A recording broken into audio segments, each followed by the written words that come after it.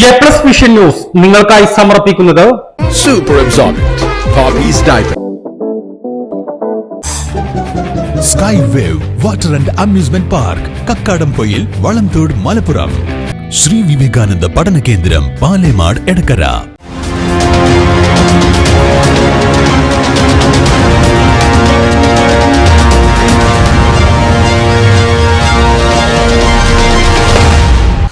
മുഖ്യമന്ത്രി ഭരണനേട്ടമില്ലാത്തതിനാൽ വർഗീയത പറയുകയാണെന്ന് രമേശ് ചെന്നിത്തല MLA. നിലമ്പൂർ UDF കേന്ദ്ര തെരഞ്ഞെടുപ്പ് കമ്മിറ്റി ഓഫീസിൽ നടത്തിയ വാർത്താസമ്മേളനത്തിലാണ് കോൺഗ്രസ് പ്രവർത്തക സമിതി അംഗം രമേശ് ചെന്നിത്തല MLAയുടെ പ്രതികരണം. 9 വർഷത്തെ ഭരണ നേട്ടങ്ങളൊന്നും പറയാനില്ലാത്തതിനാൽ തെരഞ്ഞെടുപ്പ് യോഗങ്ങളിൽ പച്ചയായ വർഗീയത പറയുകയാണ്. ഇത് ആപൽക്കരമാണ്. UDFന്റെ വിജയം ഉറപ്പാണ്. ഇതിന്റെ പ്രതിഫലനമാണ് പ്രിയങ്ക ഗാന്ധിയുടെ പ്രചരണ യോഗങ്ങളിൽ കണ്ട വലിയ ജനക്കൂട്ടമെന്നും രമേശ് ചെന്നിത്തല പറഞ്ഞു. തെരഞ്ഞെടുപ്പിൽ ഇടതുമുന്നണി പരാജയം സമ്മതിച്ചു കഴിഞ്ഞിരിക്കുക. മുഖ്യമന്ത്രിയുടെ കഴിഞ്ഞ 3 ദിവസത്തെ പര്യടനം ഈ പരാജയത്തിന്റെ സൂചനയാണ് നൽകുന്നത്. സാധാരണഗതിയിൽ ഒരു മുഖ്യമന്ത്രി പ്രചരണ രംഗത്ത് വന്നാൽ അദ്ദേഹം സർക്കാരിന്റെ നേട്ടങ്ങളെ പറ്റി വേണം പറയുവാൻ. സർക്കാർ കൈവരിച്ച നേട്ടങ്ങളെ പറ്റി പറയാൻ നിലമ്പൂരിലെ യോഗങ്ങളിലൊന്നും എന്തുകൊണ്ട് മുഖ്യമന്ത്രി തയ്യാറായില്ല? ഭരണ നേട്ടങ്ങൾ ഉണ്ടായിരുന്നെങ്കിൽ മുഖ്യമന്ത്രി അത് പറയുമായിരുന്നല്ലോ. അപ്പോൾ ഭരണപരാജയം മൂടിവെക്കാൻ വേണ്ടി വർഗീയമായ പ്രചരണമാണ് മുഖ്യമന്ത്രി സ്വീകരിച്ചത്. അത് വളരെ ദൗർഭാഗ്യകരമായി പോയി. തെരഞ്ഞെടുപ്പ് വരും പോകും, അതൊക്കെ സ്വാഭാവികമാണ്. പക്ഷെ കേരളത്തിലെ മുഖ്യമന്ത്രി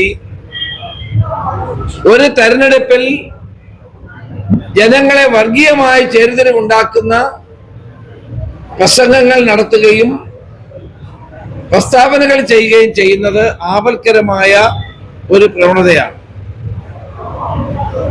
അദ്ദേഹത്തിന് ഭരണ നേട്ടങ്ങളെ പറ്റി പറഞ്ഞ് ജനങ്ങളോട് വോട്ട് ചോദിക്കാനുള്ള അവകാശമുണ്ട്, ചെയ്യാമായിരുന്നു. അപ്പോൾ അത് ചെയ്യാതെ വർഗീയമായി ചേരിതിരിവുണ്ടാക്കുന്ന പ്രസംഗങ്ങൾ നടത്തിയത് കൊണ്ടൊന്നും നിലമ്പൂരിലെ ജനങ്ങളെ സാധ്യമല്ല. ഐക്യജനാധിപത്യ മുന്നണിയുടെ വിജയം സുനിശ്ചിതമായിരിക്കുന്നു എന്നത് ഇന്നലത്തെ പ്രിയങ്ക ഗാന്ധിയുടെ പര്യടനം തെളിയിച്ച കാര്യമാണ്.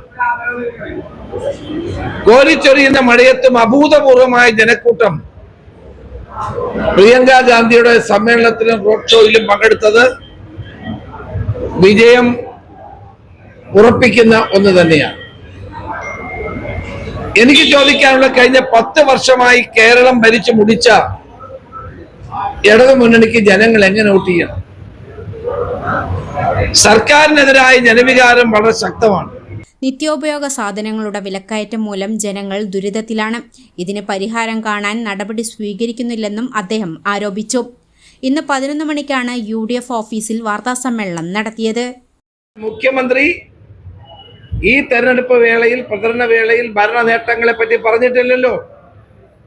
ഞാൻ പറഞ്ഞല്ലോ, വിലക്കയറ്റം കൊണ്ടും തൊഴിലില്ലായ്മ കൊണ്ടും ഭരണ തകർച്ച കൊണ്ടും ക്രമസമാധാന നിലയുടെ തകർച്ച കൊണ്ടും ബുദ്ധിമുട്ടുന്ന ജനങ്ങൾ UDFനല്ലാതെ പിന്നെ ആർക്കാണ് വോട്ട് ചെയ്യാൻ പോകുന്നത്?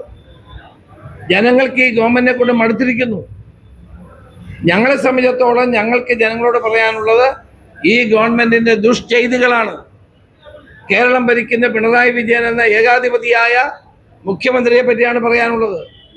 അദ്ദേഹത്തിന്റെ ഓഫീസിൽ നടത്തുന്ന അഴിമതികളെ പറ്റിയാണ് പറയാനുള്ളത്. ഗോവിന്ദ മാഷ് ഇതൊന്നും കാണുന്നില്ലേ?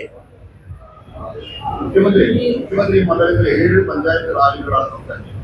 7 മുഖ്യമന്ത്രി ഭരണനേട്ടങ്ങൾ പറഞ്ഞിട്ടുണ്ട്. അപ്പൊ ഒന്നിൽ താങ്കൾ അറിയാതെ പോയി. ഒരു മാധ്യമങ്ങളിൽ ഞങ്ങൾ കണ്ടില്ല.